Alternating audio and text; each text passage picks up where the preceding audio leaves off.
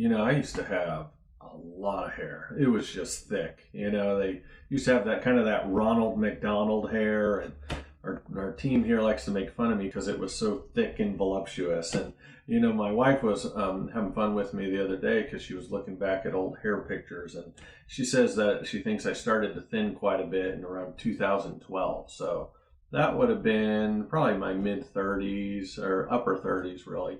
I think Dr. Cole definitely wanted to be the guinea pig because, as a few of you have noticed, he has some thinning hair up there. He kind of self-volunteered, but I kind of volunteered him as well because I said, hey, you would be a great candidate for this. He's young, he's healthy, although he started losing his hair quite a while ago. My 17-year-old was sitting on top of my shoulders, and she's like, Dad, what's going on up here? And she's like looking at my little bald spot, and I'm like, nothing.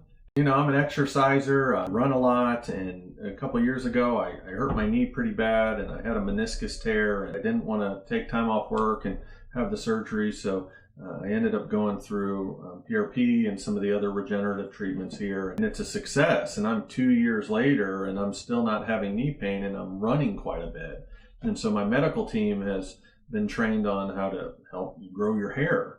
Just kind of kept on me about, hey, we can get that back. And so they started showing me the literature, and they started showing me the research, and so I decided to start. We really want to start with hormones, and the reason being, if we don't treat the root cause of the problem, which a lot of times is an underlying hormonal issue, then ultimately we can do all of this other stuff like skin pin, PRP for hair restoration, and it's not really gonna work well. It will work, but it may not last. So if you have a lot of hormonal issues, we really have to get to the root cause of that first and fix those problems. His hormones were not horrible, and if he doesn't mind me talking about this, his testosterone was a little low, surprisingly, right? He's healthy, he's young, he's fit.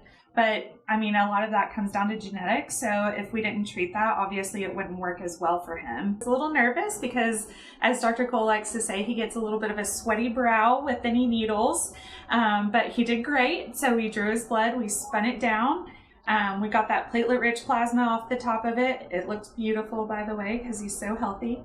We used the skin pin to kind of drive in that PRP into his scalp. He reported that he didn't really feel a whole lot. It got tender in certain areas, but it wasn't painful. I really started to see improvement in a few weeks. You start seeing little baby hair follicles come up. It really revolves around kind of healthy actions. There are supplementations, real specific type of supplements that you need to take that actually helps to nourish your hair to grow more.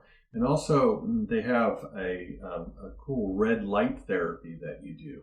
So you do this light therapy, you can do it in office, but you also do it at home, where you do it every single day for, it depends how long, but it's like 10 to 20 minutes at a time. I haven't had to think about it a lot. I just kind of do my thing. I just have to be really diligent and daily about it to get the results I'm going for.